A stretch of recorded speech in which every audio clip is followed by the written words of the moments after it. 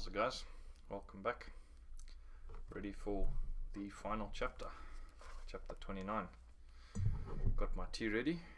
Hope you've got yours. Cheers.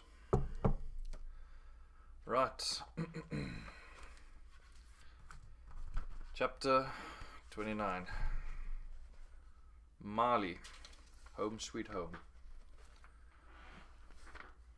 In my 10 years of retirement, I had a list of things that I wanted to do. As time passed, I added to the list. As it turned out, I experienced a lifetime in those 10 years. I did canoeing trips, I lived in my baobab tree for a while until loneliness overcame me, photographic safaris, professional hunting, a year snake collecting in Zaire, 3 years as a member of the mobile anti-poaching unit attached to the national parks, working under my friend Zephaniah Mukutiwa, backpacking in Asia for 6 months, exclusive adventure safaris for 5 months. I was living a monotonous life of adventure. Imagine that being, how's that for a phrase, eh? Imagine that being your life. A monotonous life of adventure. Then Matt and Moz were off to university, which takes a mountain of money, I found out. So it was back to dentistry again, but with a difference this time. I had tasted freedom and was not about to be corrupted by society. My bandana stayed on my head. The African trade beads I had collected in my travels in Zaire also stayed on. If it was a warm day and I didn't feel like wearing shoes, I went barefoot. Music played all day long in my office. Rock, classical, metal, reggae, it was all grist to the mill. That's the thing, is also with me, I don't know why people limit themselves to one genre of music, If I like this song, I like the song, I'm going to listen to it. I thought I may have forgotten how to be a dentist after 10 years of not even picking up a drill. So I took Bones and gave him a good cleaning for starters. I'd never used the new ultrasonic scalers before. I took x-rays of him and found 3 fillings that needed to be done, and did all 3. It was just like riding a bicycle. Once you know how, you never forget. 6 years in a dental office for only 3 days a week. It bought Matt 2 degrees in business administration and accounting. Moz went to school for 2 years and figured he could do just as well without the degrees. And he has, what's more. During this time, Matt and I used to go farm hunting. Whenever we would find a farm for sale, we would go and look at it. This was a thing we had done since the boys were babies. But there was always something that held us back. It was never quite right. Then, Max Rosenfels was selling both Roy's and Marley farms. As usual, we went to have a look. My good friend Gondo Sparrow and I had always dreamt of having farms next door to each other since we were little boys. Matt and I walked all over both farms. Marley Farm has an escarpment that comes to a cliff. From the edge of the cliff, one looks down into a valley, and then onto the south and to the west. When we looked over the edge, Matt spotted an ant bear at 3 o'clock in the afternoon. This was a very rare sight, as ant bears were nocturnal for one, and whenever you saw one, it meant something was going to happen. Matt was ecstatic. Dad, it's a sign. You can buy this farm. He was hugging me and dancing around as though we owned it already. We camped on the edge of the cliff that night. 2 klipspringer came by and snorted their alarm. In the early hours of the morning, a large kudu bull walked regally by us without even looking in our direction. Gondo and I bought the farms. Moz knew of the dream I had always had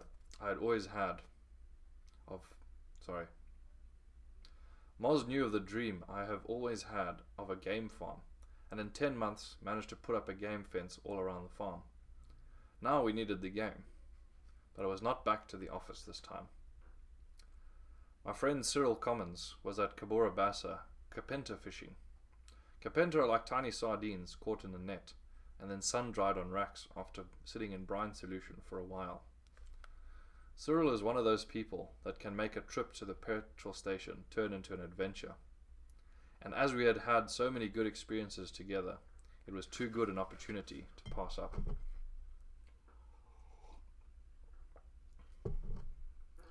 And that is how I managed to get 5 fishing rigs in Mozambique. I had never gone into official business before. Each rig had running costs each month that needed to be paid. Whether you fished or not, these costs had to be paid. I believe that's what they call fixed costs.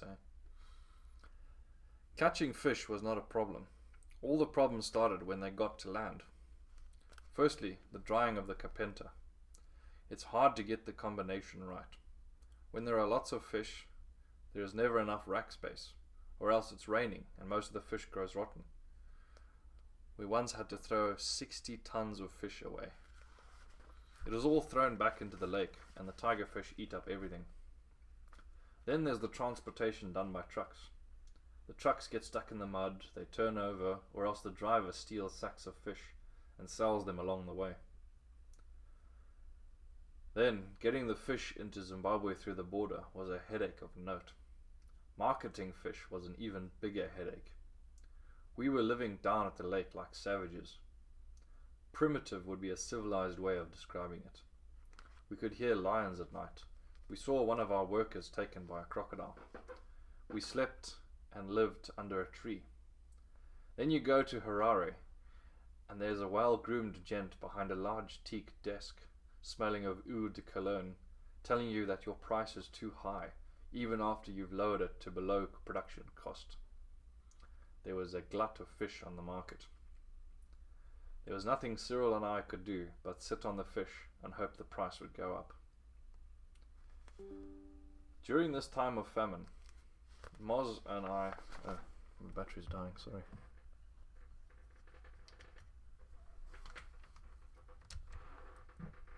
So I didn't realise my laptop was not plugged in.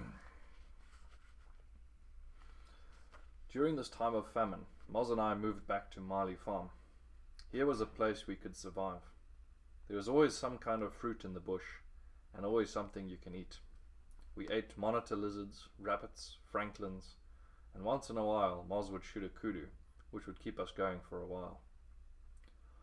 Moz came up with the idea of buying an outlet for our fish. So, with the help of friends, we found Mr. Anand, who was willing to sell his outlet right next to the main bus terminus in Bulawayo on credit. Apparently, some years ago, I had examined his teeth for free. Must have been the first patient of the week, as they are never charged. I had heard that if you charge the first patient of the week, you might have bad luck. That paid off, eh? So Mr. Anand was willing to take the payment in installments, starting at the end of the first month. We brought in our fish that had been in storage, and sold it at 40% less than everyone else, and flew it off in a hurry. Even at 40 less, it was above production cost, so we were like pigs in a strawberry patch. We expanded and then went into other dried goods. Sugar beans, maize meal, mapani worms. Business was good. Too good to be true, in fact. Matt graduated and came to help us. The three of us were having more fun than we ever imagined. Then our farm was designated.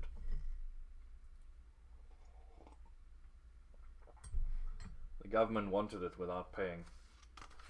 Freedom fighters or war vets were sent to invade farms, which basically meant going and doing whatever you wanted to any farmer, as long as they were white.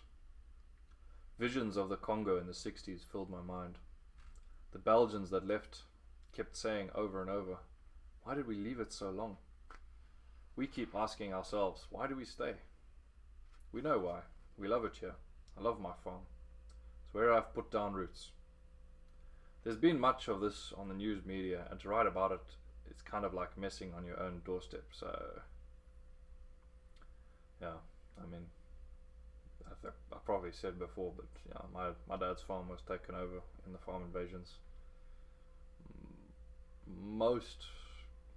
Pretty much all of our friends had their farms taken over. I think maybe only 2 or 3 have managed to well, broken an agreement to stay on the farm with the war vets that came to take it over. So they kind of share the farm. It's not a great situation. No, most of the white farmers left. Then most of the whites left. But yeah, there are some of us who stay. We love it. We are too stubborn or too stupid to leave. So let's say one day it'll be better. Next year it'll be better. There's actually a book like that. I think I've got it somewhere. I'll have to read it sometime. Every weekend we spend on the farm now is treasured. When we go bass fishing in our dam, it seems that bit sweeter because we don't know from one weekend to the next if we are going to have another day in Mali. I caught a 6-pounder a few weeks ago and we all ate it for dinner. Sitting around the fire in the evening, especially after you've had a good fishing experience, is always conducive to good stories. Moz, Matt, Merrill and myself are sitting around the fire listening to the baboons on the cliff next to our house. Dassies, which are rock rabbits. Dassies are barking out there. This is my turf call. Freckled nightjars are swooping around and landing on the ground nearby. So Dad, how's your trip to Mozambique? Asked Moz. Oh, it was alright, you know, the usual. Come on Dad, you know there's no usual, counters Matt. Well, there was the incident at the border. 4 Zimbabwean blacks came up to me on the Mozambique side and asked me to help them get back into Zimbabwe. They told me that they had no papers, and the chap who had smuggled them across was not there to help them get back. So I told them, when you see me put my hand in my bag, you just walk right behind me and keep walking without looking left or right till you get to the other side. So I go in and clear customs and immigration, and then when I came out, I shouted for all the kids to come, as I had a gift for them. Even the customs man at the boom was interested now, and he was leaning across the boom to see what I was going to give the kids. You wouldn't believe it, but there must have been only 5 or 6 kids there when I called. But suddenly about 100 of them came out of nowhere. Standard. I put my hand in the bag and held it there for about 5 seconds until I could hear these 4 men walking, and then I pulled out my rubber snake. 100 kids and 1 customs official all levitated about 2 feet in the air and just sort of sailed off into the bush. The 4 chaps got across the border, and later after I was allowed through, they stopped me and took me to the Marsh Hotel for sadza and tripe. They bought me dinner to say thank you for helping them. There was much mirth at the mental picture. Moz pulls thoughtfully on his beard. I got an email from Fred this week. He says that the Kivu is plying the waters between Mpumalungu and Bujumbura these days. Think it's time we go and have another look at that gold? That gold's waiting for me. You boys will never get it, I tease. We poke at the fire. Merrill brings out some hot Milo on a tray and we sip it slowly. Oh, Milo. I miss Milo. I want some Milo. I saw the big sable bull today. Yeah, I saw the main herd down by Mpsini Dam yesterday. Also saw a herd of waterbuck just after the sable left. The game is doing really well now. Great to see it so tame. The conversation lulls for a few minutes, each of us bound by our own thoughts, each enjoying the closeness that comes through many shared experiences together. Cyril is flying in tomorrow. Tells me that the last time he was down in Mozambique at the camp, he caught a huge fish. Thought it was a barbel. Took the line by the trace and just pulled it out the water. As he was pulling, the fish rolled over on its side and got the hook out of its mouth. But it was a bream, not a barbel. Imagine a bream that big. Cyril tells me it's there where that cliff drops straight into the water. Up from Nayende camp.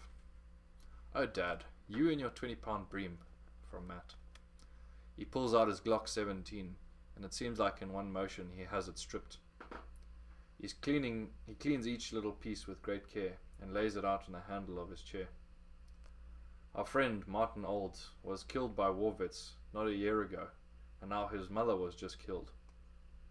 Protection is something very real, but never spoken about, as it seems to spoil an event. It's so negative, and we are looking for the positive. So I changed the conversation to current events, but on a lighter scale. You know Charlie out there in Fort Rixon? One with a hyena, asks Moz. Yeah, that's the one. Well, he had a visit from the war vets the other day. They came in with all their demands, and he took them to a deserted village, killed a cow for them, and told them to eat. They were all quite surprised at Charlie's generosity. They skinned the cow and Charlie left. He then took his pet hyena around by another road, and knew that when he let his hyena go, it would go in a straight line to return to the homestead. He had put on a little black peaked hat and a small black waistcoat with a red trim. He had been teaching this hyena to wear this garb for months. So it was nothing for this hyena to come trotting right through the middle of the war vet's camp, dressed in its hat and waistcoat. The next morning Charlie went to the village, and the war vets had even left behind the few belongings that they had brought with them. The meat was still on the grills, burnt solid. There was not a single soul in sight. That's one way of dealing with the war vets, eh? When the laughter died down, a Scops owl made his call from a dikeberry tree up on the kopje behind us. Moz got this faraway look in his eye, and in a soft voice said, Dad, do you think if you go get that bream in Mozambique, that we could come with you?